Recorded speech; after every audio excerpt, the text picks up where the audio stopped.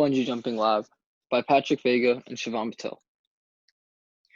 Investigation. The goal of this lab is to mimic actual bungee jumping and investigate the physics behind what actually happens when one takes the plunge, and also delve deeper into what weights would test the limits of the actual bungee cord and to see how far somebody would drop with that.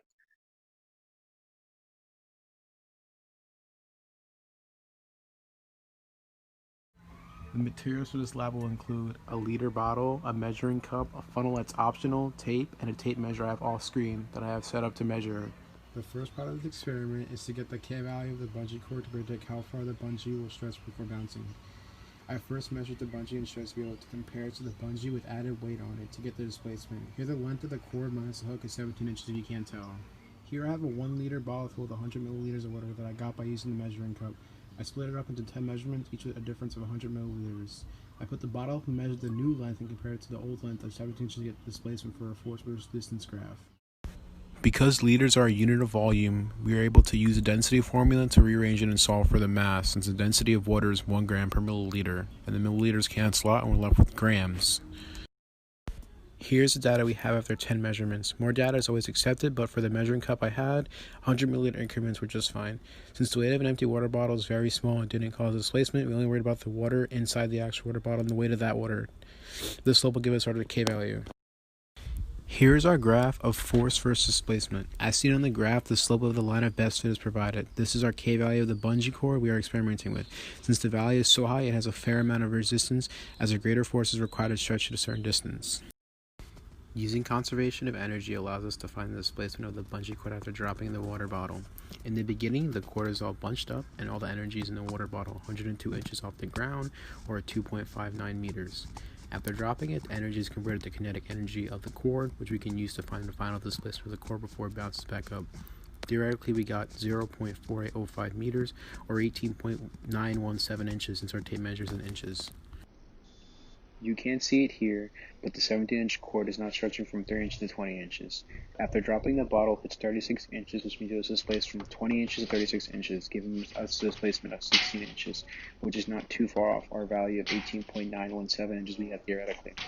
Considering it was fairly windy and the K may not be constant after a certain distance, it's a fair approximation.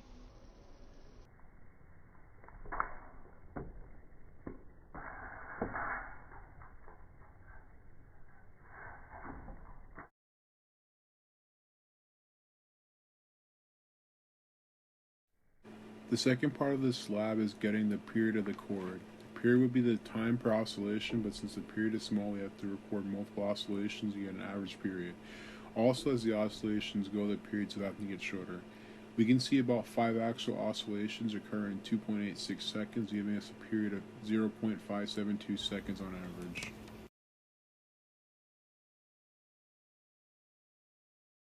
For the third part of the lab, we are looking at damped simple harmonic motion, which is the motion of an oscillator reduced to an external force. Our non-conservative force in this case is air resistance. Similar to part 2, we recorded the bottle's amplitude after a small displacement. After finally watching the video and recording the amplitude and the time, we created this graph that shows the amplitude decreases over time as some sort of exponential decay. Using the same video, we were able to find a graph of period versus time. Like the amplitude, it drastically changed, now in this case a smaller period. These graphs show the existence of some outside force that doesn't let them remain constant forever. So these are the formulas that we used. Obviously, you have F equals negative kx, and we also have conservation of energy, waste heat for friction times distance, V equals negative gt, and Fd equals A times V squared times D times coefficient of drag over 2. So our free body diagram, at the top with the bottle and the bungee cord, we have one force acting on it, and it's the force weight. And right before the bounce, we have force weight going down. We have the tension of the rope or bungee cord pulling up, and we have drag and drag, FD, pulling up. Part 1, K value. The goal of part 1 was to get the K value for the cord and test it. Using small changes in weight, we recorded the displacement of the cord originally coming in at 17 inches or 0.43 meters. Graphing the weight against the displacement gave us a graph of F equals negative kx, with k being the slope of the graph.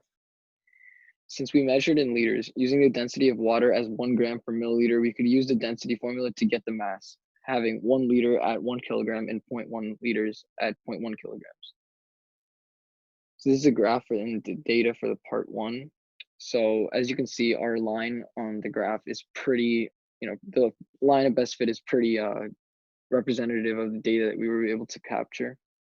And on the other side, we have our force weights, which is just our 1 liter, 0.9 liter, 0.8 liters times 9.8.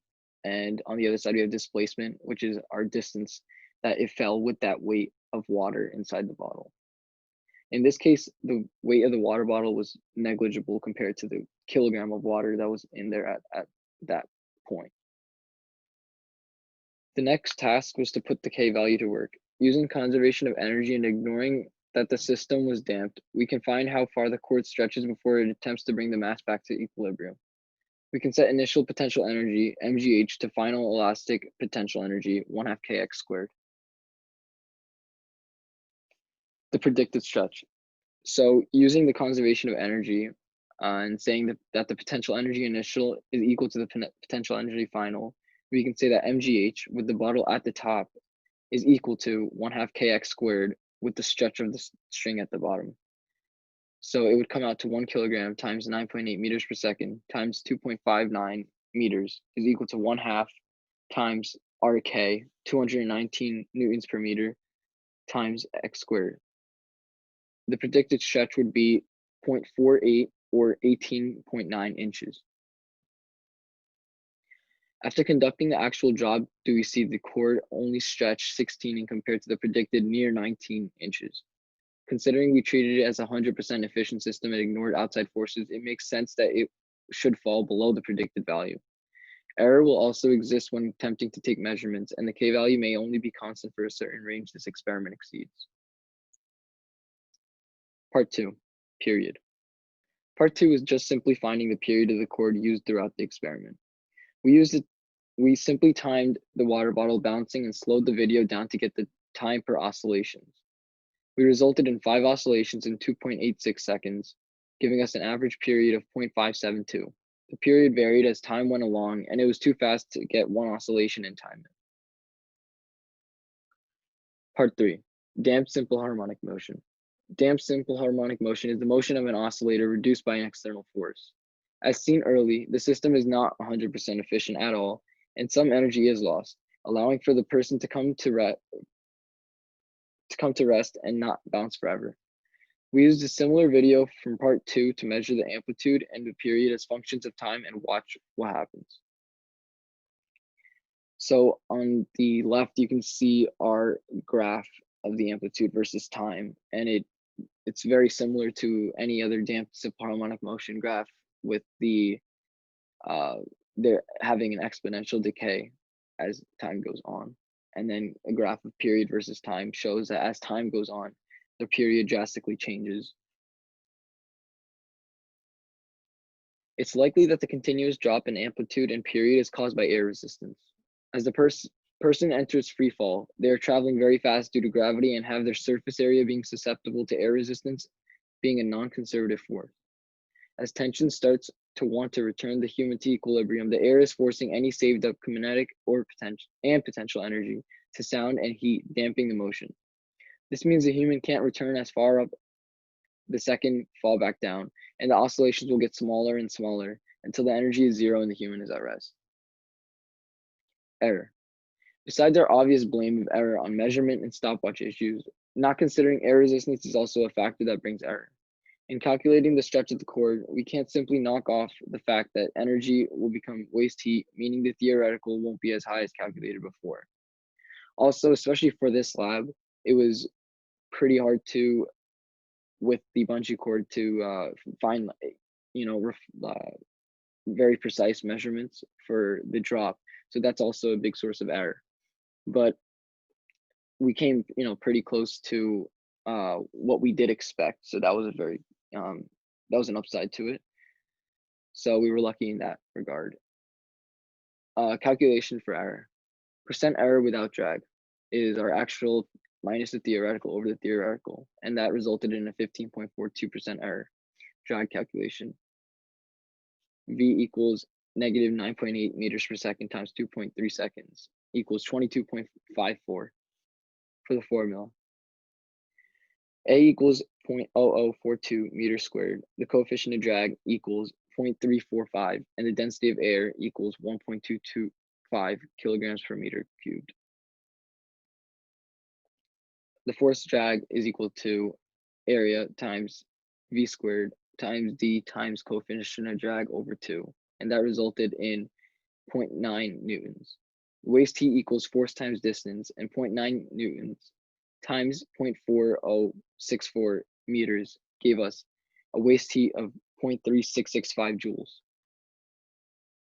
Energy initial equals energy final. PE initial equals PE final plus waste heat. MGH minus waste heat equals 1/2 kx squared. That resulted in 0.477 meters. Percent error without drag, 14.8%. Even though it didn't bring down the percent error, it didn't bring the percent error down. It's still a factor that has to be considered, especially in real applications with larger masses, higher falls, and longer chords, and especially maybe a water bottle that's bigger that would have a larger surface area that would be susceptible to air resistance. Conclusion. This applies to the real world since it's real precautions you have to take with just jumping and letting a cord hold you. People setting up huge bungee cord spots should know how far the cord should stretch so that it's positioned that the person has room to fly to its max stretch. They should also know the weight capacity of certain cords to know when to adjust so people don't snap the cord flying down. The K value could also be calculated to see what cord makes the difference between providing a fun time and being so restrictive it causes whiplash. Also, knowing ahead of time the existence of drag could be advantageous in discovering ways to prevent it or lower its effect, allowing for longer jumps. That was our physics presentation. Thank you for watching.